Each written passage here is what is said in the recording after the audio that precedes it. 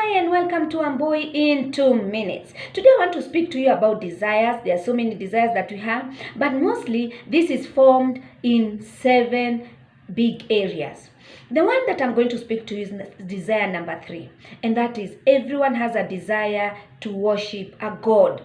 Regardless of who you are, and so long as you are not atheist, everybody has a desire to worship a being, and that is God. And the reason is because you are very significant to God. There is something that God put in each one of us that we should worship Him. So even if when you are doing whatever you are doing, you still find someone who go to church. They might have slept somewhere yesterday and did all those things, but the next morning they might go to church. Because within themselves, there is a desire to worship God. The most important thing you need to remember is that you are important in God's eyes. The more you remember that you are important in God's eyes, the more you are going to worship Him.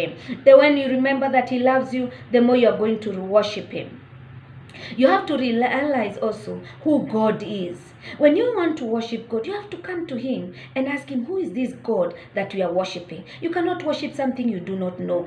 That's why we read the Bible, because within us there is a desire to know Him. And as you read the Bible and as you know Him, the more the desire to worship Him. The more you realize who He is, the more you realize how big He is, the more you realize that He is the maker of all. Then that desire within you is actualized, because then you know what you are worshiping. That's a basic desire that every human being has, and that's why you find there are so many gods, people worshiping trees, worshiping so many things. But I hope you'll come to a realization of worshiping the true God, who in my view is found in the Bible. I pray that you can be able to fulfill that desire by worshiping the right God. Thank you. And that is one of the desire number 3, to worship God. God bless you, and I hope to see you next time. Please subscribe to my channel Wambui Thiga in YouTube, and God will bless you. See you until next time. Bye bye.